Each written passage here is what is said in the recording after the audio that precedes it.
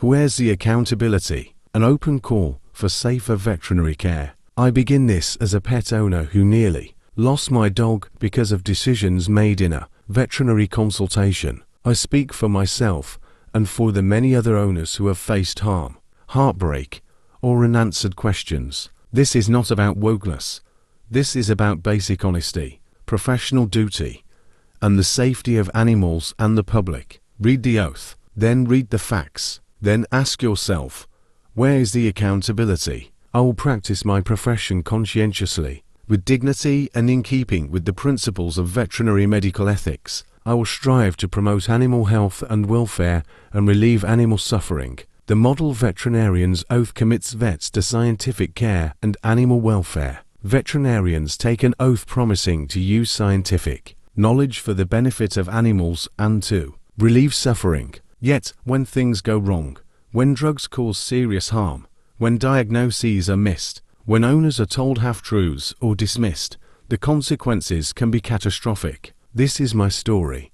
My pet was nearly killed. I trusted professionals. I demanded answers. Too often I found excuses and redirection instead of responsibility. This is not an attack on individual clinicians who do their best. It is a demand for systems that protect animals and the public, and for regulators who act when their remit requires it. The regulator that oversees UK veterinary surgeons, the Royal College of Veterinary Surgeons, RCVS, sets codes of professional conduct and is charged with protecting animal health and the public interest. Yet the RCVS's statutory remit is focused on individual registered practitioners' fitness to practice, not on policing business models or every practice level decision, and that can leave gaps for owners trying to seek redress or systemic change. Medicines can and do cause adverse reactions in animals. The UK's pharmacovigilance system exists precisely to detect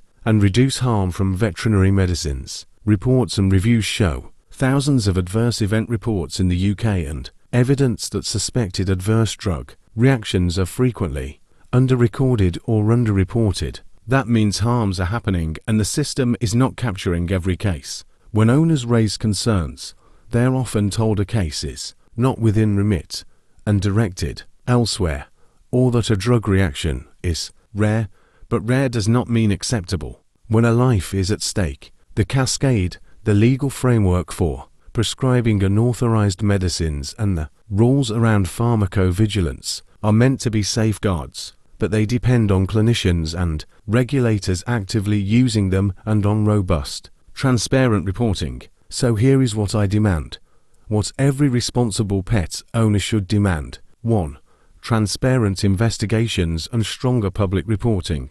When an owner raises a concern about treatment or a suspected drug reaction, they deserve a clear, transparent process and published outcomes that make patterns visible. Our CVS and VMD data must be accessible and searchable. 2. Mandatory, user-friendly adverse event reporting. There must be easier ways for vets and owners to report suspected adverse reactions and for those reports to be meaningfully analyzed and acted upon.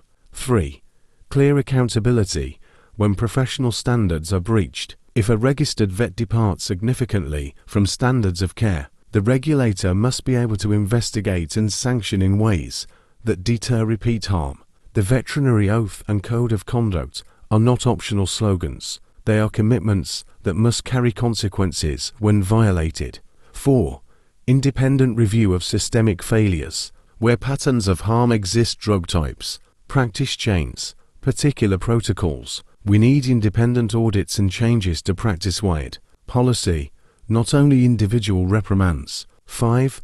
Better owner rights to mediation and redress. When concerns fall outside formal fitness due practice proceedings, mediation services and consumer protections should be fast, effective, and seen to deliver justice with published results. If regulators or professional bodies answer with "it's not within our remit," we must ask, whose remit is it? If the laws or guidance leave gaps, then those laws must be changed. Animals cannot advocate for themselves. Owners do. And we will speak loudly until systems protect those animals rather than protect institutions. This is not vengeance. It is insistence. Insistence on transparency, on science, on the oath that vets swear, and on meaningful accountability when that oath is broken.